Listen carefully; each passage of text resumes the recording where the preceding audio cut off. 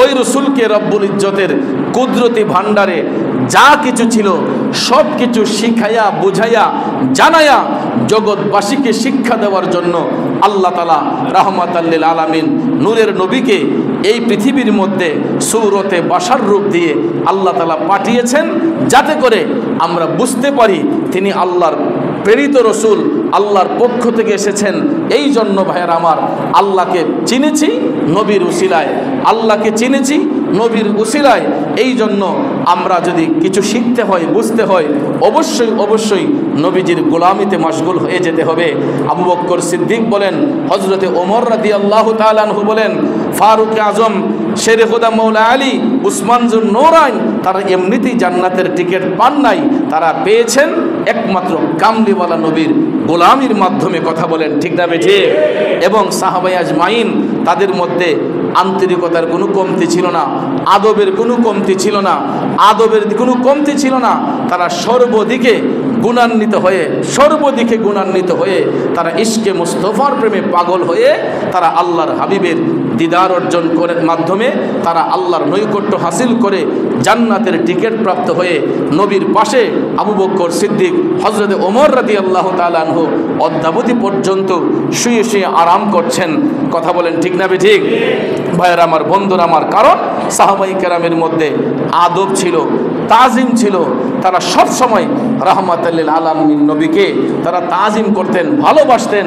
এই ভালোবাসার একটা বহিঃপ্রকাশও আমাদের মসজিদে প্রবেশ করলে যখন আমরা মিম্বরের দিকে তাকাই, তখন আমরা দেখতে পাই যে এই আদবের যেই পন্থাটা ছিল, যেমন প্রথমে রসুল যখন মসজিদে নববী শরীফের মধ্যে খুতবা যখন প্রদান করতেন, যখন খুতবা প্রদান করতেন, রসুল কিন্তু একটা পাথরের উপর দাঁড়িয়ে, তখন একটা সিঁড়ির উপর দাঁড়িয়ে, অর্থাৎ একটা পাথর, এরকম উন্নত মানের সিঁড়িও ছিল না, আল্লাহর হাবিব সাল্লাল্লাহু আলাইহি ওয়াসাল্লাম একটা পাথরের মধ্যে দাঁড়িয়ে খুতবা প্রদান করতেন, জুমার খেতাবত করতেন।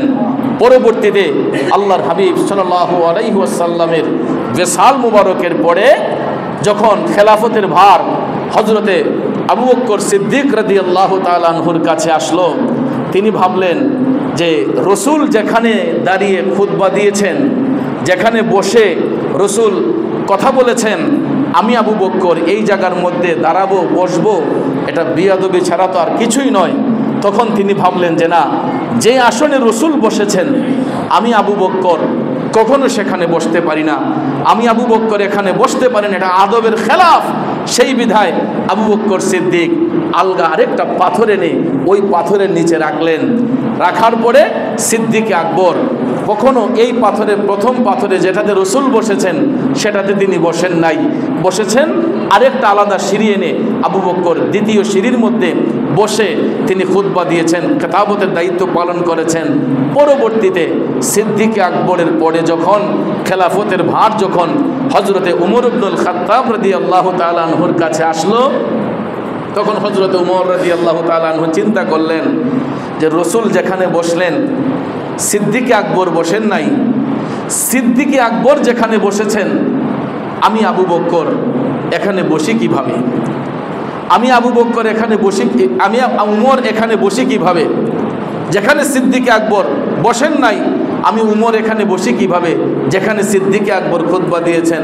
তখন হযরতে উমর রাদিয়াল্লাহু তাআলা আনহু তৃতীয় সিঁড়িটা আনলেন, 3 নম্বর আরেকটা পাথর নিচে রেখে তিনি এই পাথরে দাঁড়িয়ে খুতবা দিলেন, খেতাবতের দায়িত্ব পালন করলেন। এই যে 3টা সিঁড়ি আসছে, আমরা যে 3টা সিঁড়ি দিচ্ছি মিম্বরের মধ্যে, প্রথমটায় রসুল বসেছেন, যেই কারণে আবু বকর সিদ্দিক সেখানে বসেন নাই। আবু বকর সিদ্দিক যেখানে বসেছেন হযরতে উমর রাদিয়াল্লাহু তাআলা আনহু সেখানে বসেন নাই। তিনি আরেকটা পাথর অ্যাড করলেন। হযরতে উমর রাদিয়াল্লাহু তাআলা আনহুর পরে খেলাফতের ভার যখন হযরতে উসমান জুন নূরাইন রাদিয়াল্লাহু তাআলা আনহুর কাছে আসলো, তখন হযরত উসমান রাদিয়াল্লাহু তাআলা আনহু অবাধ পাণ্ডিত্যের অধিকারী ছিলেন, কারণ তিনি কোরআনের হাফেজ ছিলেন।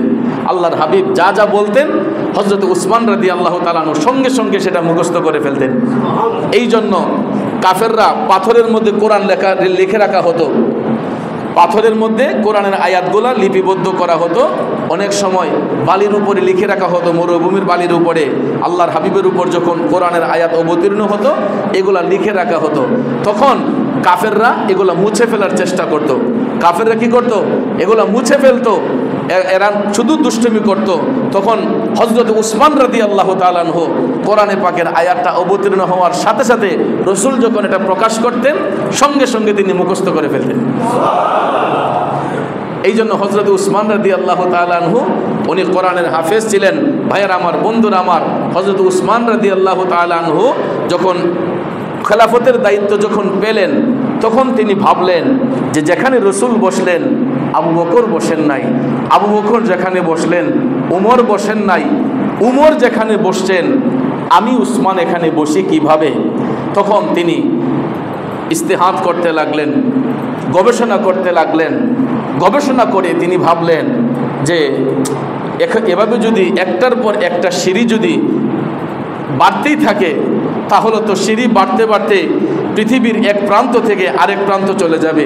মসজিদ বের হয়ে, বারান্দা বের হয়ে এরকমভাবে একটার পর একটা যদি বাড়তে থাকে তাহলে তো পৃথিবীর এক প্রান্ত থেকে অন্য প্রান্তে শুধু সিঁড়ি বেয়ে যাবে। তখন তিনি ভাবলেন যে না, রসুল যেখানে বসছেন সেখানে আমরা কেউ বসবো না, কারণ দয়াল নবীর সঙ্গে সৃষ্টির কোনো বস্তুর তুলনা হয় না। সৃষ্টির কোনো বস্তুর তুলনা হয়, কারণ তিনি বেনজির বেমেসাল। তিনি কি? বেনজির বেমেসাল। নবীজির সঙ্গে সৃষ্টির কোনো বস্তুর তুলনা হয়।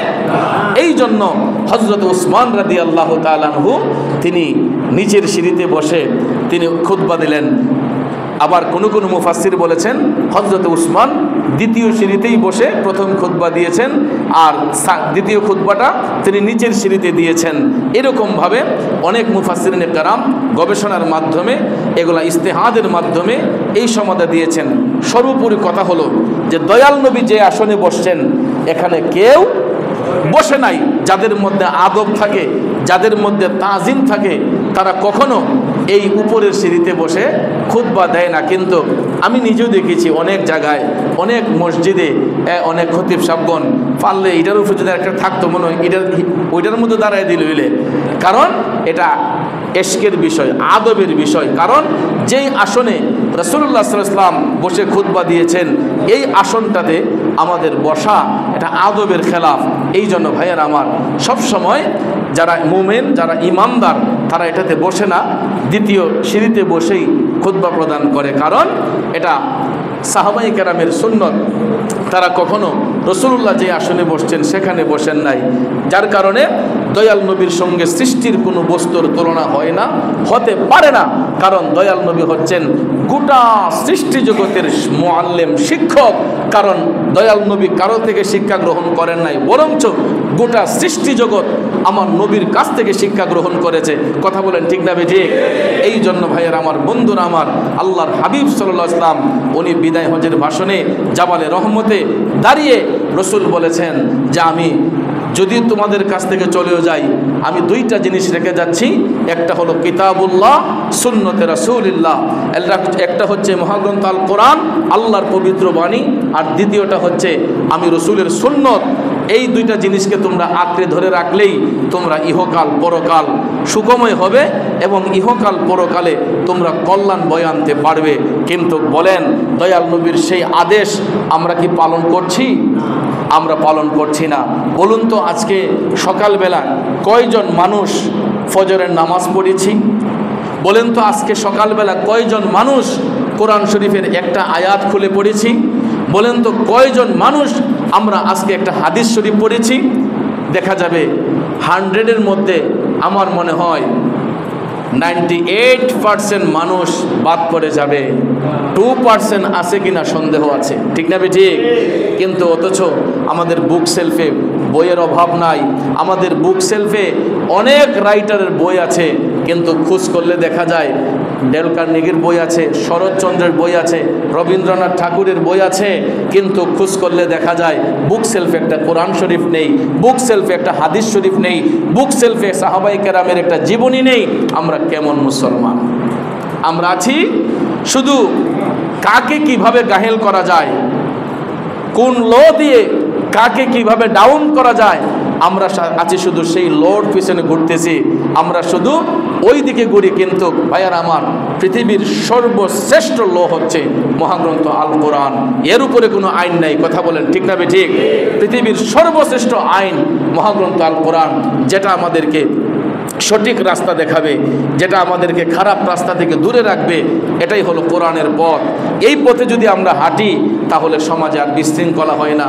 প্রতিনিয়ত মোবাইল ফোনটা ওপেন করলে, সোশ্যাল মিডিয়াতে যখন আমরা ঢুকি, দেখা যায় ওই ভালো না সেই ভালো, সেই ভালো না ওই ভালো, এরকমভাবে জুলুম, নির্যাতন, খুন খারাপি, এইগুলাতে পুরাটা দেশ একদম নিমজ্জিত হয়ে আছে।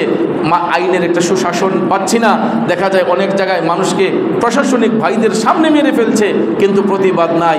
প্রত্যেকেই নিজের নিরাপত্তার চিন্তা করে এবং ঝগড়াঝাটি সমাজের মধ্যে উপচে পড়ে লেগে আছে। এইগুলা থেকে আমাদেরকে বাঁচতে হবে। আর এইগুলা থেকে বাঁচতে হলেই আমাদের আমলের গতিটাকে বাড়াতে হবে, ঠিক না ঠিক? আমাদের আমলের গতিটা, ইমানের খুঁটিকে মজবুতের পাশাপাশি আমরা আমলের খুঁটিকে মজবুত করতে হবে। প্রিয় মুসল্লি ভাইয়ার আমার, আল্লাহর হাবিব সাল্লাল্লাহু আলাইহি ওয়াসাল্লামের ওসিলা তাল্লাশ করে আমরা 5 ওয়াক্ত নামাজ পড়ব, হালাল রিজিক খাবো, হারাম ব্যবসায় কখনো যাব না, সৎ পথে পরিচালিত হব। 3 বেলা না খাইয়া প্রয়োজন হলে 1 বেলা খাবো। এরপরও যাতে আমাদের খাবারটা হালাল হয়। হালাল রিজিক উপার্জন করে দেখবেন আপনার শরীরের মধ্যে কোনো রোগ ব্যাধি থাকবে না। হালাল রিজিক উপার্জন করে দেখবেন আপনার শরীরের মধ্যে কোনো ব্যথা থাকবে না, কঠিন কোনো রোগ থাকবে না। আর যদি হারামভাবে যদি আমরা জীবিকা অর্জন করতে চাই, হারাম পথে চলতে চাই, তাহলে দেখেন আপনার কত ধরনের রোগ যে শরীরের মধ্যে দেখা দেয়। আমরা যত কিছুই মেডিসিন ব্যবহার করি না কেন, যদি আল্লাহর অভিশাপ, আল্লাহর লানত যদি আমাদের উপর পড়ে যায়, পৃথিবী মেডিসিন আমরা যদি বক্ষণ করি, দামি দামি মেডিসিন ব্যবহার করলেও কোনো লাভ হবে না, কথা বলেন ঠিক কিনা? এই জন্য ইত্তাকুল্লাহ, আল্লাহকে ভয় করতে হবে, আল্লাহর কাছে বিনয়ী হতে হবে, 5 ওয়াক্ত নামাজ পড়তে হবে। প্রিয় মুসল্লি ভাইয়ের আমার, আমরা নামাজ শেষে মিলাদ শরীফ পড়ব।